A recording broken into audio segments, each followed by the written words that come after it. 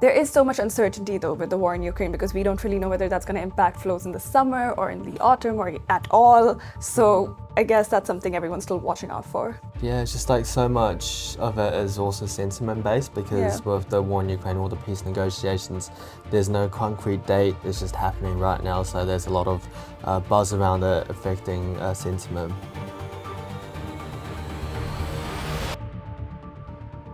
Hello, welcome to Oil Insights. I'm your host, Mita Chaturvedi, Research Associate at Onyx Capital, and today I'm joined with my colleagues, Vincent and Oliver Feore. Our usual host, Harry Tchilinguirian, is out this week. Before we start the show, please like and subscribe to the podcast. I invite you to also visit Onyx's LinkedIn and YouTube channels for more interesting and exciting content. There is no stopping President Trump, with the US holding initial talks with Russia in Saudi Arabia this week. OPEC Plus is also apparently having second thoughts about returning its voluntary cuts, and Bloomberg has reported a potential G7 draft aiming to tighten sanctions on Russia. Oil prices initially seemed unfazed by these developments, trading at around $75 a barrel, but they climbed into the $76 handle on Wednesday. However, while we currently stand at $76.15 a barrel, 30-day realized volatility remains on a decline and is currently below 20%, with players likely more risk-off amid all the uncertainty. At the speed at which things are moving, we cannot preclude that a resolution to the war in Ukraine is forthcoming. There are so many moving parts, and it is likely to take some time to sort out and to agree on all the details. The optics of this deal can have significant implications on crude oil and on oil products.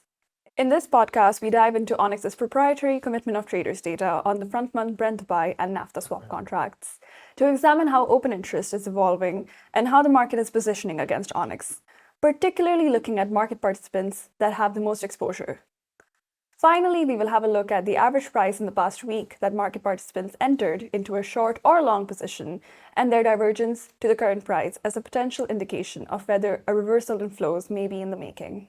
But before we turn to Onyx's own commitment of traders data, we will review, as usual, the positioning of risk takers on the Brent futures contract reported by the ICE exchange and where CTAs stand. So Oliver, can you run us through the latest data on what money managers have done in ICE Brent this past week and as reported by ICE? Sure. So in Brent, the ICE COT data for the week ending 11th February saw the second consecutive week of money manager de-risking. Speculative traders have been quite hesitant to add more risk due to kind of uncertainty in terms of current events like OPEC production policy and also ongoing peace talks between Russia and Ukraine. So money managers for the week ending 11th February removed 4.2 million barrels, which accounted for around 1% reduction week on week, which was compared to a slightly larger 20 million barrel or 5% removal of longs in the prior week or the week to 4th of February. So that's a $4.2 million removal of longs in this week, right? In the week ending 11th of Feb. Yes. So how did that impact the long-short ratio? So we've actually seen the money manager long-short ratio increase marginally week on week from about 4.5 to 1 from 4.3 to 1. And that was because speculative players removed a greater proportion from their short positions this week, namely around 4.6 million barrels or 5.3% week on week. Interestingly, managed by money long positions in WTI saw a gain of 6.2 million barrels or 3% week on week after money managers were being risk off in the previous 4 weeks. And this meant that combined crude positions have stayed relatively unchanged, which increased just by around 0.4% week on week. So that's again combined long positions in crude, in Brent and WTI crude. Yes. Okay, interesting. But this is obviously, as we know, this is slightly more, it's less timely data. It is until last Tuesday. It isn't for the week until last Tuesday. So looking at Onyx's own CTA model, which is more timely, I think that has data up till yesterday. Have you seen anything interesting? So looking at Onyx's CTA model, we saw overall net positioning across the futures benchmarks initially increase, with net positioning rising from negative 21.3 thousand lots on 11th of Feb to just above flat on 12th of Feb. However, the bullish sentiment didn't last very long, as positioning has fallen back to 3.6k lots the following day, and has since fallen further to negative 17.3 thousand lots on 17th Feb.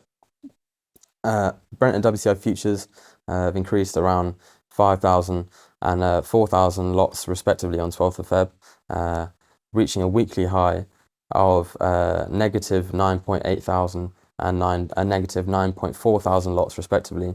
But overall, crude positioning remains bearish, as both Brent and WTI have fallen back to around negative 13,000 lots as of 17th of February.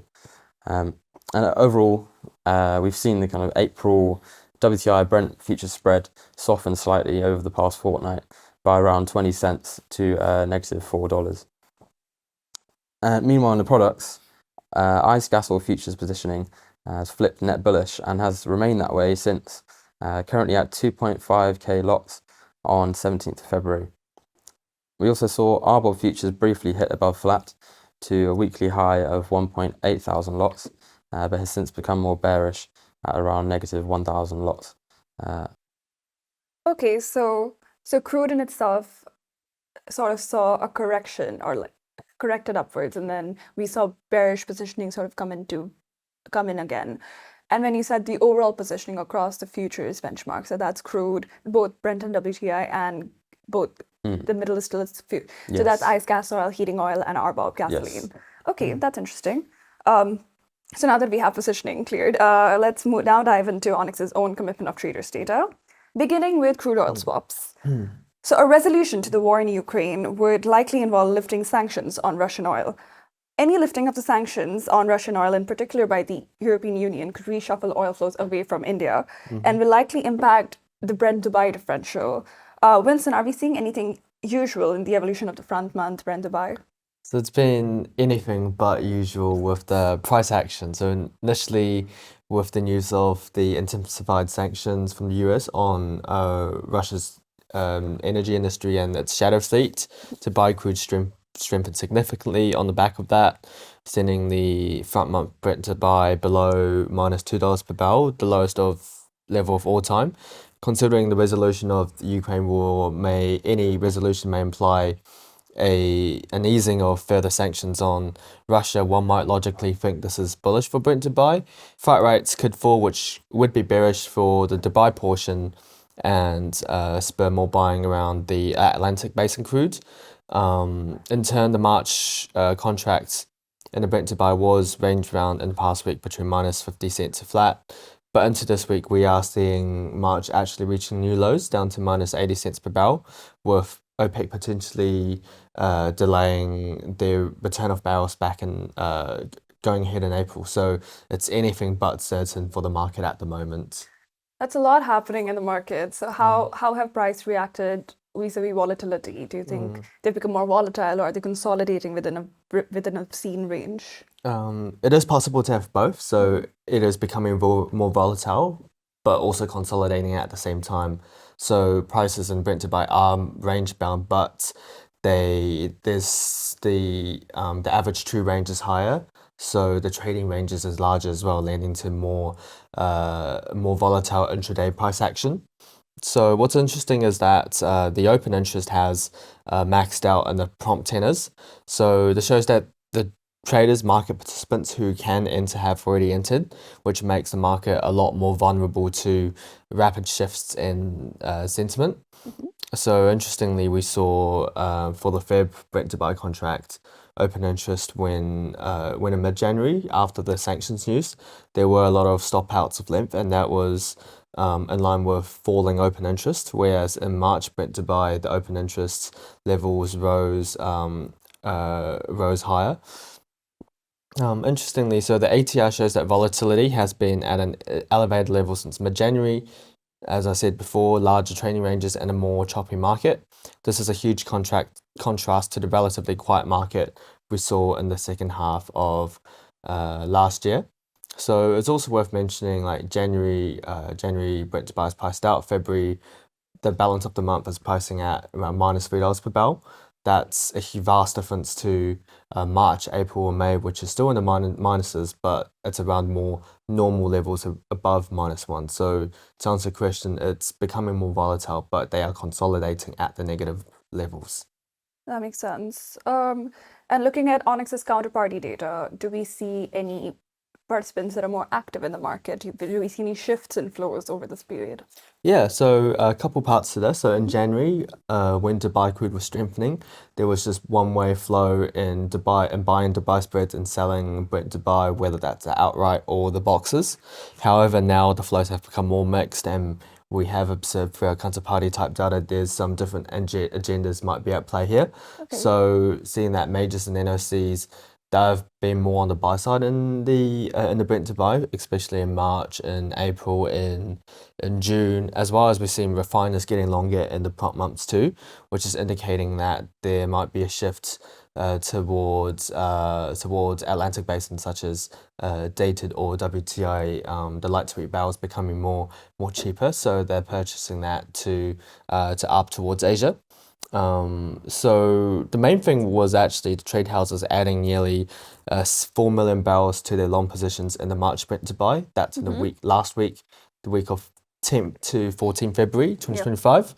But yesterday, the 19th of February, in line with the sell-off in Brent Dubai, the trade houses also reduced a lot of length, which we think it could be stop outs of their recent long positions.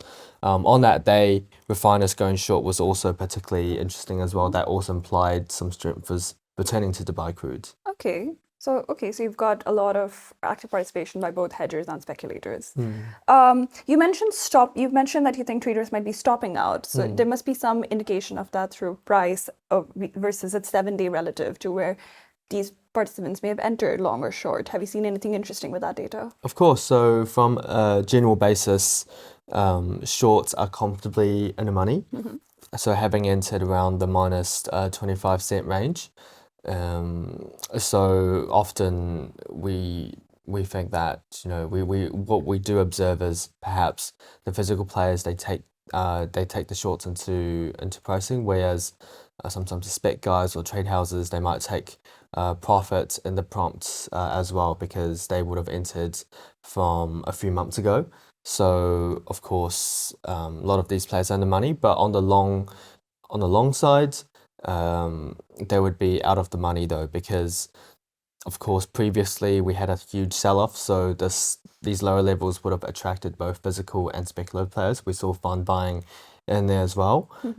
However, as mentioned earlier, prices were still in a very range-bound, albeit volatile manner, which makes for difficult trading conditions. Yeah. And following the recent news, the improved strength in Dubai, we saw a volatile sell-off in the March Brent Dubai yesterday, which there was a 20-cent drop, which naturally you would think that for some of the long guys, if they are on a net basis out of the money, then with more bearish news, some would have to be exiting their positions. Yeah, for sure. So there is indication that there were players who were suffering losses, and therefore we can deduce that they did stop out. Yeah. So do you think we can draw any conclusions from such flows or from the pricing and volatility of the market? Yeah, so often the Brent Dubai is the differential is based on the supply and demand dynamics, but these days we've seen a lot more fundamental stuff and geopolitics coming in. For example, with OPEC, Middle East geopolitics, peace in Ukraine, and potential impacts of Trump's tariffs as well as sanctions towards Russia. So a lot of the big macro headlines will also be driving sentiment in Brent Dubai here. So it's really as a mixed bag. We have entered a high volatility environment, and with open interest pretty much maxed out, the market's going to be very vulnerable to shifts in sentiment. However, the forward curve does suggest that Brent Dubai is in a very orderly contango. So seems like on a general basis, players are going towards the roll down trade. However, we could expect. We wouldn't be surprised if there were some other catalysts that would shock the market in the near future. For sure, I think I agree with open interest also at such high levels. We could be waiting for a bullish or bearish catalyst that could immediately lead to some really volatile price action. On the other hand, as you said, so many moving parts. In the end of the day, we have to just wait to see what the market reacts to.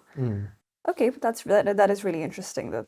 Thank you. For sure, yeah. It's not just in crude, right, but also flows in oil products where the Russia-Ukraine war had redirected worldwide flows, especially with the sanctions.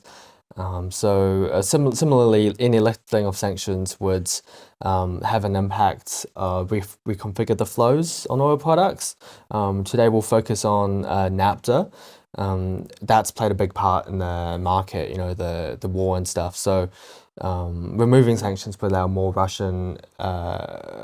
imports of Russian naphtha into Europe.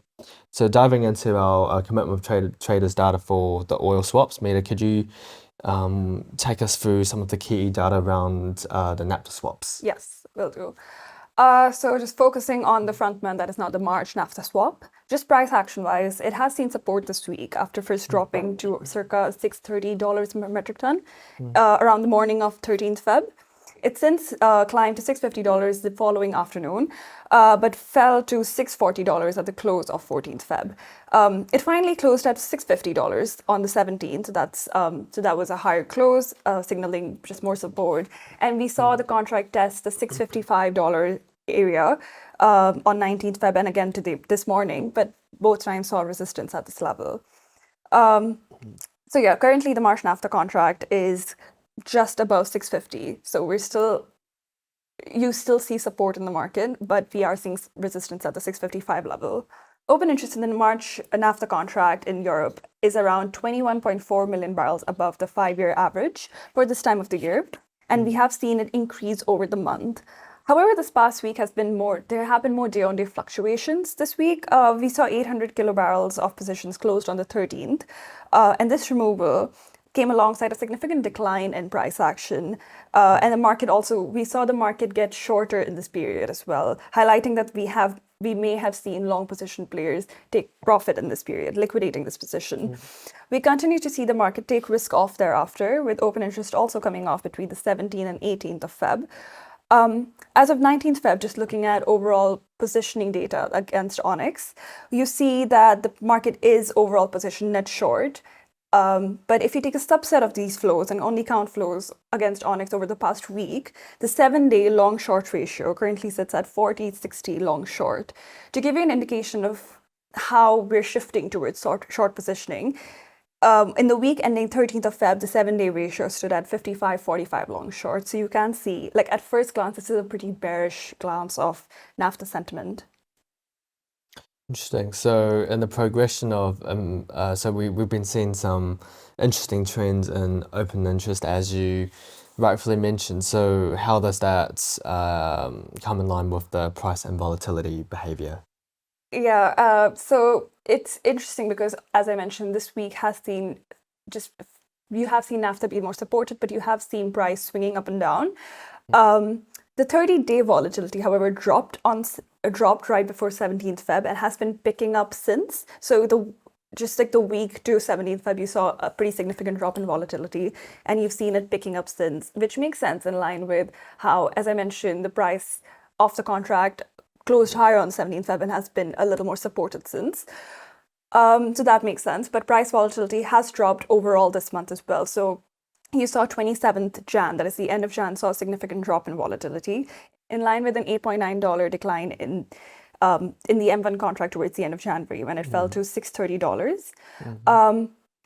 And after having been at a $660 high around mid-January, which is a high we haven't seen since. But looking at the 90-day rolling price volatility, that has also declined this week, again picking up following 17th Feb. So we're still, I would say volatility has declined overall, even though it's picked up in the past few days. It's not really, that pickup has not really been too significant either. So we're still, I think the market is a bit more risk off generally right now. Yeah, it seems like it. Although you mentioned it's picking up, so that will be something that needs to be monitored quite closely. For sure.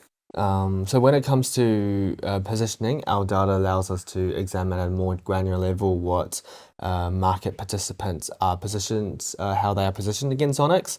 So, Mita, are there any participants on the naphtha contract who really stand out in terms of, changing their net positioning in the recent weeks? This week alone, that is the week ending 19th Feb, saw 655 kilobarrels of selling against Onyx's traders. Most of this came from refiners who were likely hedging, but we also saw hedge funds and trade houses selling around 160 kilobarrels of the contract. Hedge funds remain net long against Onyx, around 110 kilobarrels is their total positioning against Onyx overall, and they were likely trimming this length this week. But trade houses are now 2.5 million barrels net short against Onyx, while refiners are 1.3 million barrels net short. Trade houses and funds may be selling into the support that March naphtha has seen for most of Feb. And it is possible that the selling this week may have been spurred by news of the peace deal between Russia and the US. A ceasefire deal, as we've mentioned earlier, would likely involve a removal of Western sanctions on Russian oil, including naphtha. And pre-war, most of European naphtha was accounted by Russian flow of naphtha. So that would be a ceasefire deal and the removal of sanctions on Russian naphtha would likely bring bearish sentiment to naphtha in Europe. But trade houses are notably net long the March-April NWE naphtha spread, and by a significant 2.9 million barrels. They've trimmed muted amounts of this length this week. I guess that, again, points towards the fact that everyone's a bit more risk-off this week. But majors have stood out by selling 270 kilobarrels off their positions in the front spread, although they're still net long against Onyx. Interesting. Yeah, it's always interesting to observe the refinery flows, and you're saying that recently there's been more selling, so perhaps expecting to hedge more production, more of that naphtha production coming on down the line. So finally, can you give us a sense of where the current price is relative to the assessment of the market's entry levels in terms of both long and short positions? Has there been any noticeable difference emerging that might indicate upcoming changes for either profit taking or stopping out, exiting of positions in the past 7 days or in the past couple months? So I mentioned that I suspect that the open interest decline on 13th Feb was likely due to long position players taking profit. Yeah. But if we take a look at average entry level prices for where longs and shorts entered over the past 90 days, over the past week, based on 90-day averages for these entry levels, you can see that long position players have been in the money throughout this week, indicating that they may have taken profit, causing that positioning to turn shorter. But looking at a more shorter term average, so looking at the 7-day average for where players enter their longs and shorts, things get a bit more interesting in the market. Long position players were out of the money throughout the first half of Feb, except for between 10 and 12 February, indicating that they did probably choose to take profit while they could. And then we saw prices moving hand in hand with the average long and short entry level. So you could see that was probably why risk was just a lot more muted and why players positioning was a little more balanced because prices were sort of oscillating around the area where these players probably entered. But following 17th Feb, which is again when risk picked up again, we see long position players again be in the money. So that's quite interesting. So yes, I do think that particular decline in open interest last week was likely due to long positions taking profit, seeing that window over there. So with this in mind, could we draw any conclusions from the flows or the pricing? For sure. So firstly, the March flat price contract and the March naphtha flat price contract is short position now, while long position players are in the money. If the sellers double down on the contract because of this, we could see prices go down and we could see long position players choose to take profit while they still can, which would again pressure the contract even more so. But alternatively, the fact that there are still short position players and the fact that they're out of the money right now means that there are players suffering losses and they could also choose to stop out if this continues, if let's say there are more long positions coming in or if prices are just more supported due to buying in naphtha cracks or spreads. So I would recommend keeping an eye on open interest changes and how they have impacted price action to gauge how this plays out between the longs and shorts. Another point that I think is worth mentioning, as I mentioned, the naphtha crack flow. So trade houses are net long naphtha cracks right now in March. That is against Onyx. And that's also probably why the naphtha flat price contract is also supported this past week. Our data now shows that long position players, however, are now out of the money in the March crack based on levels from the past 7 days. Additionally, we see that trade houses are now selling to Onyx, are now selling the Q2 crack to Onyx. So they've sold around 260 kilobarrels of the Q2 25 naphtha crack to Onyx this past week. So I think just fundamentally, there might be some short-term tightness in naphtha that they might be pricing. So as you mentioned, with just like the fundamentals and why refiners might be hedging right now, so there might be short-term tightness amid the Russian maintenance, due to which Asian buyers were probably buying from Europe, and stronger petrochemical demand in both Europe and in Asia this time, especially with crackers scheduled to start up in Asia at the start of Q2. However, the market, in my opinion, is a bit more tentative in the medium term, with uncertainty over blending demand and uncertainty over how the war in Ukraine is going to impact flow. Trade houses have shown themselves as really active participants in the naphtha market. It'll be really interesting to monitor how they go ahead, considering that the fact that they're selling in Q2 and buying right now, and selling in the naphtha flat price as well right now. So I think that's something to keep an eye out on, and how these players are going to impact the market. Yeah, for sure. It seems like there's just so many different things going on in the naphtha market.